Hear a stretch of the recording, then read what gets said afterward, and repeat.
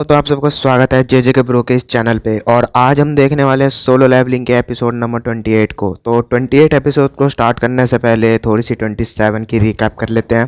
तो एपिसोड 27 के एंड में हमने देखा था कि माइनिंग टीम वाले लंच करने के लिए बाहर चले गए होते हैं, जिसका फ़ायदा उठा के जिन्वू बॉस के रूम में चले जाता है और वो वहाँ पर खड़े होकर सोच रहा होता है कि मैं बॉस को मारूँ या ना मारूँ, कि तभी उसके पीछे से चाहेन आ जाती है।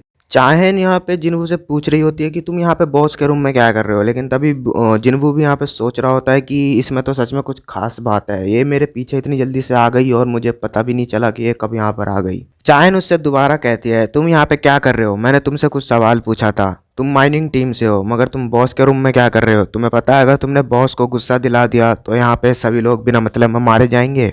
जिन्वू यहाँ पर जल्दी से अपने डैगर को दोबारा इन्वेंटरी में डाल लेता है और चाइन से कहता है कि मैं अपना रास्ता भटक गया था, मैं गलती से यहाँ पर आ गया हूँ, मुझे नहीं पता ये कौन सी जगह है। तभी चाइन कहती है, अच्छा ठीक है कोई बात नहीं, मुझे पता है तुम माइनिंग टीम से हो तो तुम्हें पता नहीं होगा कि ये बॉस का कमरा है, तो तुम यहाँ से चुपचाप अब वापस चले जाओ। तभी वहाँ पर चाइन की नज़र जिन्वू के हाथ पर पड़ती है और वो उसके हाथ को देख के 2 मिनट के लिए शॉक हो जाती है कि मतलब अभी इसके हाथ में मैंने एक हथियार देखा था, वो हथियार कहाँ गया। तभी वो जिन्वू को दोबारा कहती है, तुम यहाँ से वापस चले जाओ, तुम बिना मतलब के बॉस को गुस्सा दिला दोगे जिसकी वजह से बहुत सारे लोग यहाँ पे मारे जाएंगे। तभी जिन्वू वहाँ से वापस जा रहा होता है और वो जैसे ही चायन के पास से गुजरता है, चायन को कुछ अजीब सा महसूस होता है और वो पीछे मुड़ती है और जिन्वू से कहती है, सुनो 2 मिनट के लिए जरा रुकना यहाँ पे। तभी यहाँ पे चायन उसके पास जाती है और उसको स्मेल करने की कोशिश करती है, लेकिन उसको कोई स्मेल नहीं आ रही होती। तभी वो हैरान हो जाती है और जिन्वू से बोलती है, तुम एक हंटर हो ना, तुम्हारे अंदर से कोई स्मेल क्यों नहीं आ रही है। अभी यहाँ पे जिन्वू चाइन से कहता है, क्या इस बात से तुम्हें कोई प्रॉब्लम है कि मेरे अंदर से हंटर जैसी स्मेल नहीं आ रही है। जिस पे चाइन उसका लाइसेंस पकड़ लेती है और उस पर देखती है कि वो एक ई रैंक का हंटर है। तभी जिन्वू वहाँ से वापस चले जाता है और चाइन मनी मन सोच रही होती है, शायद ये एक लो रैंक का हंटर है, इसलिए इसमें से हंटर जैसी स्मेल नहीं आ रही है।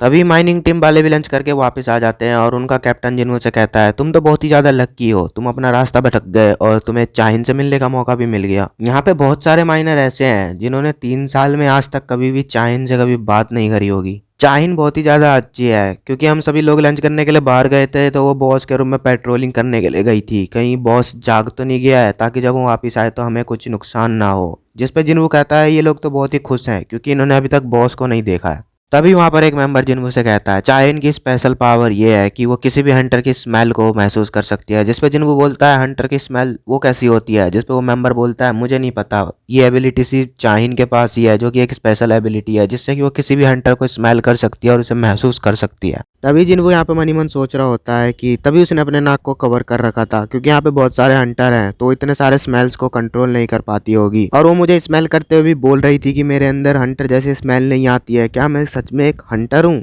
तभी उसको एक बात याद आती है कि बारूका ने भी उससे बात कही थी कि उसके कानों में इंसानों को मारने के लिए आवाज़ गूंजती है, लेकिन उसे जिन्वू को मारने के लिए ऐसी कोई आवाज़ नहीं आ रही है। इसका मतलब जिन्वू एक इंसान नहीं है, और क्योंकि चाइन को भी उसकी स्मेल नहीं आती है, इसका मतलब वो एक हंटर भी नहीं है। क्या ऐसा इसलिए क्योंकि वो एक प्लेयर है? इसका मतलब कि मैं एक अकेला इंसान हूँ जो कि इस सिस्टम से फ़ायदा ले रहा है। इसका मतलब कि पूरी दुनिया में मैं ही एक अकेला ऐसा प्लेयर हूँ जो कि इस सिस्टम को चला रहा है। तभी माइनिंग टीम वालों का काम भी खत्म हो जाता है और वो टेंजिन के बाहर आ जाते हैं, जहाँ पर कि वो कैप्टन जिन्वू को पैसे दे रहा होता है और माइनिंग टीम के बाकी मेंबर भी जिन्वू से बहुत ज़्यादा खुश होते हैं। कैप्टन जिन्वू से बोल रहे होते हैं, तुमने सच में आज बहुत ही मेहनत से काम करा है, तुम जिस तरीके से काम कर रहे थे हमें तो लग रहा था कि हमें बड़ी बड़ी गाड़ियाँ मंगवानी पड़ेगी, तुम्हारी स्ट्रेंथ तो सच में बहुत ज़्यादा है। मैंने बहुत से माइनरों को देखा है, लेकिन तुम्हारे जैसा लड़का मैंने पहली बार देखा है। मैं वैसे तो हर किसी को ये ऑफ़र नहीं देता, मगर तुमने हमारा काम 2 घंटे पहले ही ख़त्म करवा दिया था, तो मैं तुम्हें ये ऑफ़र दे रहा हूँ। क्या तुम हमारे साथ माइनिंग टीम में काम करना चाहोगे? तुम मेरी माइनिंग टीम को ज्वाइन करना चाहोगे? जिस पे जिन्वू कहता है, नहीं, मेरे पास पहले से ही एक जॉब है तो मुझे उसको करना होगा। जिस पे कैप्टन जिन्वू से पूछते हैं, तो तुम्हारा कल का क्या प्लान है? क्या कल तुम फ्री हो? अगर तुम फ्री हो तो तुम कल भी हमारे साथ माइनिंग के काम पे चल सकते हो। जिस पे जिन्वू सोच रहा होता है कि उसके रैंकिंग का रीएवोल्यूशन तो 2 दिन बाद होने वाला है, तो क्या उसे माइनिंग का काम करना चाहिए या नहीं। लेकिन वो साथ साथ ये भी सोच रहा होता है कि ये दोबारा से कल रेड पे जाने वाले हैं। जिस पे कि जिन्वू कैप्टन से पूछता है, क्या दोबारा से कल अटैक फोर्स वाले रेड पे जाएंगे? तो कैप्टन बोलता है, हाँ वो दोबारा से कल रेड पे जाने वाले हैं, मगर इस बार उनकी बी टीम जाएगी। जिन्वू उनकी ये बात सुन के हैरान हो जाता है और बोल रहा होता है, क्या सच में हंटर गिल्ड वालों के पास इतनी मैन पावर है कि वो अटैक फोर्स की भी 2 टीम बना सकते हैं? जिस पे कि वो कैप्टन जिन्वू से कहते हैं, यही तो हंटर गिल्ड वालों की पावर है कि उनके पास 2 अटैक फोर्स है। और वो एक साथ में दो दो टेंजन को क्लियर कर सकते हैं। अपनी पूरी कंट्री में हंटर गिल्ड वालों के पास ही एक बस ऐसी एबिलिटी जिन्वो कैप्टन से कहता है, अच्छा तो ठीक है, आप मुझे बता दें कि मुझे कल कहाँ पर आना है। जिस पे कैप्टन जिन्वो से कहते हैं, तुमने तो बहुत ही अच्छा फैसला किया है। कैप्टन जिन्वो से कहते हैं, साथ ही में मैं अपने इंचार्ज से भी बात करूंगा कि वो तुम्हारी सैलरी को डबल कर दें, क्योंकि तुम दो जनों का काम अकेले करते हो, तो मैं तुम्हारे लिए इतना तो कर ही सकता हूँ। नेक्स्ट सीन एक होटल का होता है जहाँ पर यूजिन अपने कजन के साथ बैठा होता है, और ये होटल वही होटल होता है जहाँ पर यूजिन पिछली बार जिन्वो के साथ गया था। जिस पे कि यूजिन की कजन उससे बोलती है, तुम मेरे को यहाँ ऐसी छोटी जगह में क्यों लेके आए हो। जिस पे यूजिन उससे बोलता है, तुम इस जगह को छोटी समझने की कोशिश मत करो, ये जगह बहुत अच्छी है, और लास्ट टाइम मैं जिन्वो के साथ यहीं पर आया था और मेरी यहाँ पे बहुत ही अच्छी मेमोरी है। जिस पे यूजिन की कजन उससे कहती है, तो मेरे इससे क्या ले देने देना है, तुम मुझे इस जगह पे क्यों लेके आए हो। जिस पे वो जिन बताता है कि मेरी डैड के साथ जो बातचीत हुई थी वो अच्छी खासी ही रही थी। जिस पे उसकी कज़न उससे कहती है, तो क्या तुम अपनी गिल्ड का मास्टर बनने वाले हो। जिस पे वो जिन कहता है, नहीं ये इतना आसान भी नहीं होगा। उन्होंने एक शर्त रख दी है, उन्होंने ये शर्त रखी है कि अगर मुझे गिल्ड का मास्टर बनना है तो मुझे अपनी गिल्ड में जिन्वू को ज्वाइन करना होगा। साथ ही में यूजिन अपनी कज़न को उसका फ़ोन दिखाता है और वो कहता है, देखो मैंने जिन्वू को कितने कॉल करे थे, लेकिन वो मेरा एक भी कॉल रिसीव ही नहीं कर रहा है।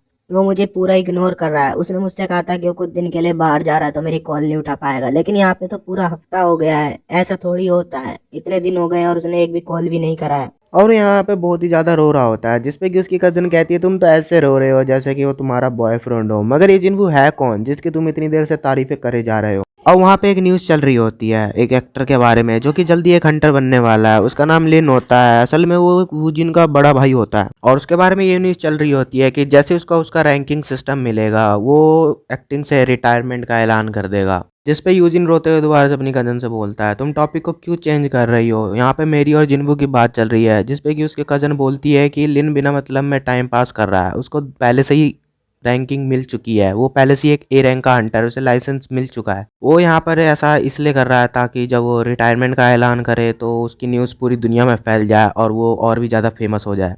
तभी यहाँ पे उसकी कज़न वो जिन से उसका फ़ोन छीन लेती है और वो जिन्वू को कॉल लगा देती है। वो कहती है, तुम चुपचाप से जिन्वू को दोबारा कॉल लगाओ, मुझे नहीं पता यहाँ पे क्या चल रहा है और तुम यहाँ बैठ के बस रोए जा रहे हो। मेरे पास बहुत ज़्यादा काम है, मैं यहाँ पे बस तुम्हें बैठ के रोता हुआ देख के टाइम पास नहीं करना चाहती। तभी यहाँ पे जिन्वू कॉल को पिक कर लेता है और वो उजिन से कहता है कि हमारे तो बहुत दिन हो गए बात करे हुए, और बताओ सब क्या चल रहा है। जिस पे उजिन कहता है, तुमने बोला था तुम कुछ दिन बिजी रहोगे, लेकिन तुम्हें तो बहुत इतना ज़्यादा टाइम हो गया। जिस पे जिन्वू कहता है, मैं तो टेंजिन के अंदर ही था, मैं सारे मॉन्स्टर्स को मार रहा था और टेंजिन को क्लियर कर रहा था। जिस पे जिन्वू से पूछता है, तुम्हारी डैड से बातचीत कैसी रही।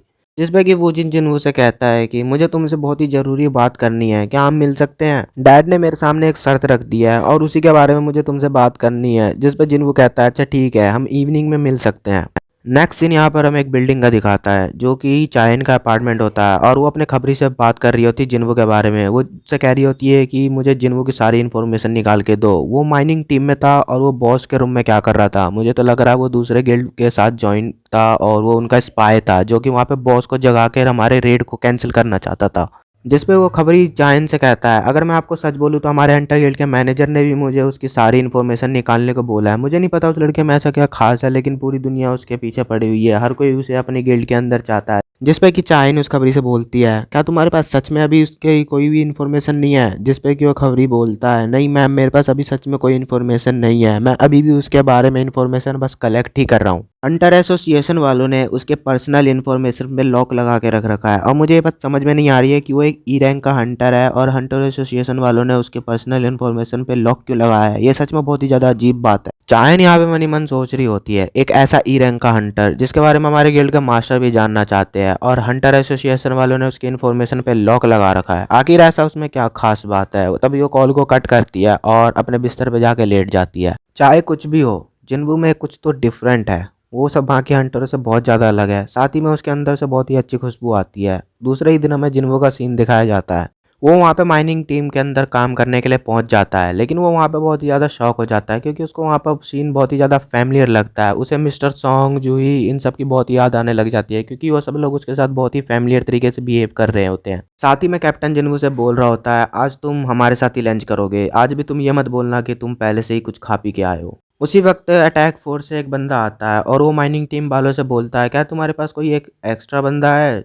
हमारे पास वो एक मेंबर कम है, तो हमें सामान उठाने के लिए एक मेंबर चाहिए जो कि हमारे वेपन्स वगैरह को उठा सके। तभी वहाँ पर माइनिंग टीम के मेंबर 2 मिनट के लिए शॉक हो जाते हैं। ये वो सोच रहे होते हैं ये कलेक्टिव टीम के वालों के पास क्यों नहीं जाता, वो हमसे ज़्यादा ताकतवर है, ये सीधा हमारे पास आ गया और हमसे मेंबर मांग रहा है। जिस पे कि कलेक्टिव टीम का कैप्टन कहता है कि मैं अपना कोई भी बंदा नहीं देने वाला हूँ, हमें बहुत ज़्यादा ही काम करना पड़ता है। और माइनिंग टीम वाले कैप्टन से कहता है तुम्हारा काम तो कल 2 घंटे पहले भी खत्म हो गया था, तो तुम अपना एक बंदा यहाँ पे भेजो, मुझे नहीं पता, मैं अपना बंदा नहीं भेजूंगा। और बस यहीं पर हमारे इस एपिसोड के एंड होती है। और अगर वीडियो अच्छी लगी हो तो लाइक कर देना और चैनल को सब्सक्राइब भी कर देना। मिलते हैं नेक्स्ट एपिसोड में, तो आज के लिए बाय बाय।